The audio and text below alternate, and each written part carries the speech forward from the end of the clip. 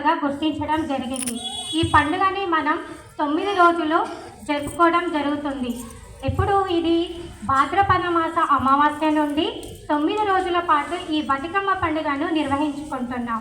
1వ రోజు ఎంగిలి పువ్వు బతుకమ్మగా, 2వ రోజు అలిగిన బతుకమ్మగా, 3వ రోజు ముద్దపప్పు బతుకమ్మగా, 4వ రోజు నానబియ్యం బతుకమ్మగా, 5వ రోజు అట్ల బతుకమ్మగా, 6వ రోజున అలిగిన బతుకమ్మగా, 7వ రోజున వేపకాయల బతుకమ్మగా, 8వ రోజున వెన్నముద్దల బతుకమ్మగా, 9వ రోజున సద్దుల బతుకమ్మగా, ఇలా 9 రోజులు మనం బతుకమ్మ పండుగను నిర్వహిస్తున్నాము.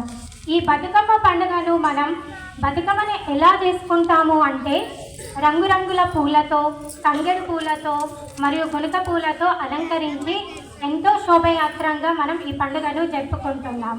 మరి ఇంత మహోన్నతమైన ఈ పండుగను జరుపుకోవడానికి ఒక ప్రత్యేకమైన కథ ఉంది. అది ఏంటి అంటే పూర్వము ఒక బాలిక భూస్వాముల యొక్క అకృత్యాలను భరించలేక తను ఆత్మహత్య చేసుకుంది. అప్పుడు ఆ అమ్మాయి ఆత్మహత్య చేసుకుంది కదా అని చెప్పేసి ఊరు ప్రజలందరూ ఆ అమ్మాయికి ఒక గుర్తుగా ఈ బతుకమ్మ అనే పేరుని నామకరణం చేసి ఆ అమ్మాయి పేరుగా మనం బతుకమ్మని నిర్వహించడం జరుగుతుంది. ఆనాటి నుండి ఇప్పటి వరకు మనం ఈ పండుగను మనం ఎంతో శోభయానంగా జరుపుకుంటూ ఉన్నాము. ఈ పండుగకు చిన్న పెద్ద అనే తేడా లేకుండా ఎంతోమంది మహిళలు ఈ పండుగను ఒక ఆనవాయితీగా ప్రతి సంవత్సరం జరుపుకోవడం జరుగుతుంది.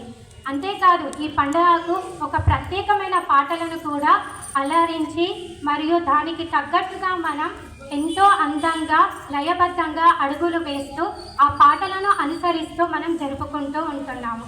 ఇంతటితో నా ప్రసంగాన్ని ముగిస్తున్నాను. ఈ అవకాశం ఇచ్చినటువంటి